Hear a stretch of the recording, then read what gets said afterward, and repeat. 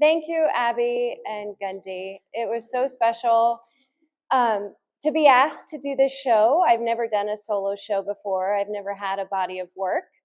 So it took some rearranging of my schedule. I work part-time for Starbucks, and I started painting daily. And for all the artists out there, I don't know if that daily practice is the same for you, but there were good days and there were really bad days. So there was a lot of paintings that I threw across the room or painted over or sanded. I don't know if that's typical, but this whole process has been really eye-opening and really joyful, which I hope you can see in the work. My whole goal for this playground was to just put a little piece of my heart and soul in every painting. And if I felt like it was flat, it didn't make it up on this wall or these walls. So a little bit about myself. I did take 18 years off to raise 5 kids. And in that time, I think I learned a lot about light, color. I traveled a lot with my family. And I kept checking those references in the back of my brain because I knew one day I would get back to painting. I never thought that I was retired. I started painting in Orlando at around 7 or 8. My mom actually put us in private art lessons, go figure, and knew back then that I wanted to keep it up. So we moved from Florida to Indiana, and I went to a Catholic high school and had a very old nun for an art teacher. She actually had a great background. She went to John Herron Art School in Indianapolis, so she was legit. However, all we could do was take a magazine clipping and copy it, and there was no nudes. Like I threw a nude in here just for my background, but there was no nudes allowed. Uh, then I went and got my BFA in printmaking at Indiana University, and did mostly printmaking, but a lot of drawing and painting. So that's where I was introduced to live nude models and clothes, but I had never painted from life. So college was when I first started painting the figure, and I fell in love with the figure. And I tried this show to try out some landscapes and other things, but I was always drawn back to the figure. And I wasn't sure if people were going to connect with it because I do, but I think it went over pretty well. I loved doing the figure. And then after college, I went to a school for illustration because I thought, oh my gosh, I have a BFA in printmaking. I'm going to be a starving artist. I could just feel it. So I thought, how could I make money doing art? And I thought illustration. It was a 2-year program. This is practical. This is, functional, right, Dad? My dad's here. He thought I was going to be a starving artist.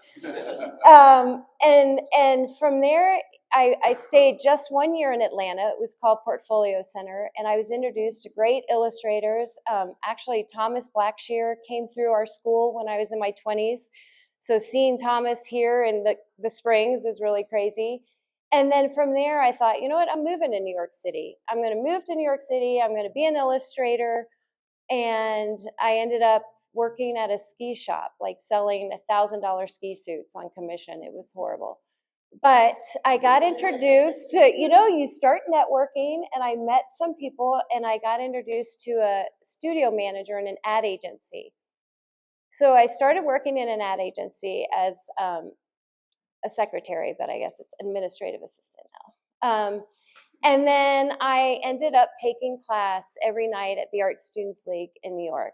And that's when my world just turned upside down. I don't know if anybody's familiar with the Art Students League, but it's not a credited program. It's not a graduate program. You just go and you're immersed with all this talent, and it's mostly working professional artists. So our teachers were showing in galleries in New York. And it was a tough climate. I mean, you have to have a tough skin, but it was great to just be around so much talent in New York. I studied the figure and realism at the Art Students League. And then I met this guy, this husband, who's in the back. And he convinced me that, you know what, we got to get back to Colorado Springs. I have some kids there. And he let me take a few months off from working in advertising, and I just painted all day at the league. And then a month before 9/11, we moved here to the Springs. And then shortly after, I started having kids, and I had to give up painting for about 18 years. So then a friend of mine, my art bestie, Mallory, who's here tonight, had a show at the Broadmoor, and another mutual friend said, hey, do you want to see Mallory's show at the Broadmoor, Krista? And I was like, what? And it just stirred something in me like I was hibernating. And all of a sudden I was like, oh my God, that's right. I paint. I draw. I forgot. I literally was so focused on raising my family that I forgot I was an artist. Oh, thanks, Daddy. So the point of the whole background, the whole story is you never lose it. You know, you never lose that joy, that passion. And I truly feel like we're all artists. I think in the 18 years that I was on hiatus, I was looking and cataloging all these references that I eventually wanted to paint. And I mean, I'm all over the place for Playground, and it was because I can't even tell you, I have so many things I want to paint still, all these ideas, and it just keeps coming. And so when Abby and Gundy asked me in August to fill in for the artists, I said, as long as I can paint whatever I need to paint and get it out of my system, then I think I can do it. And I was shooting for 10, and then I just kept painting. and it came, and you know, it just comes out of you. So I used a lot of different paints, like the two contemporary pieces in the middle of the girls are from some photo references that a friend of mine gave me. And there was some spray paint stencils in the back of the one with the teal, acrylic. There's a lot of texture.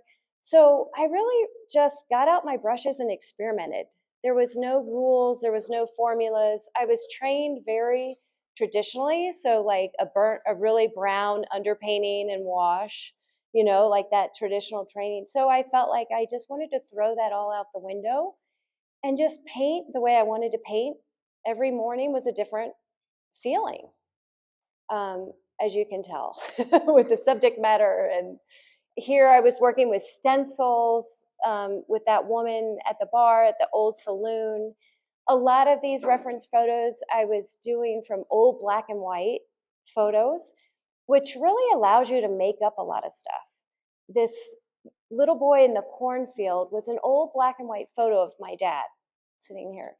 So I was able to just kind of create that world. And I think the goal for me moving forward and in this show was to just tell a story, or have the viewer, when they walk up to it, kind of dive in and make up their own story, which I know a lot of artists do. But I think at the end of the day, I'm a storyteller.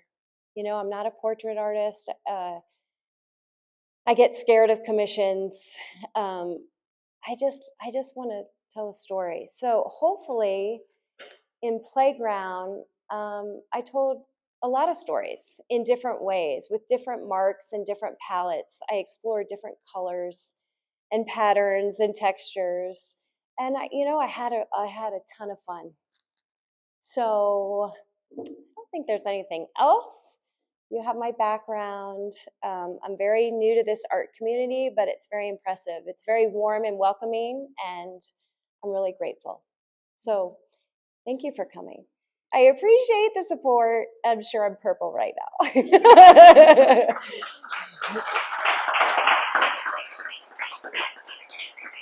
So if you have any questions, I hope I covered everything. I think my work, because I spent so many years studying anatomy and all the rules, it had to be correct. You know, 7.5 heads for the whole figure. You know, it was always measuring. You were always measuring, citing. I think now, because of the contemporary work that I've been exposed to, I'm ready to do anything. Like, you know what? That half tone in that nose could be wrong, and I don't care. And it is a really freeing feeling, moving towards that contemporary, that merging of the contemporary and traditional figurative work. And I've never done that. Here's the thing, we didn't have phones, because I'm in my 50s. We didn't have phones, so we didn't have photo references. I had never painted from a photo. I mean, yes, in high school we painted from magazines, but that didn't count, my high school experience. But for me, Mallory introduced me to Chuck Mardos. I don't know if any of you know Chuck. And I went to a Tuesday class with Mallory, and everybody sets up their easel with photo reference. And the first thing I said to him was, I don't know how to paint from a photo. It's so you're looking at something that's very 2D, and then slowly but surely I just said, you know what, you just make up stuff and bring it to life and I found that I was using the reference but walking away from it, which was really good for me, because when you're doing a life drawing or painting, you're a lot of people want to get that likeness, and I think I lost that in the process, which I love.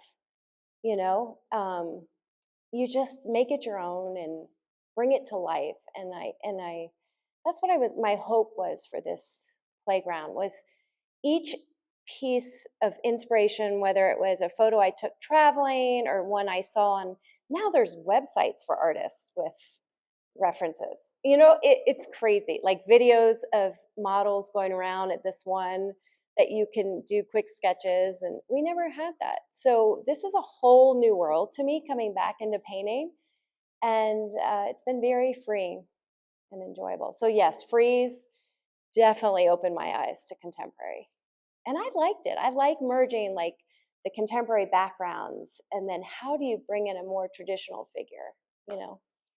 Well, I did this workshop this past summer in London with this artist who's a contemporary figurative artist that I found on Instagram.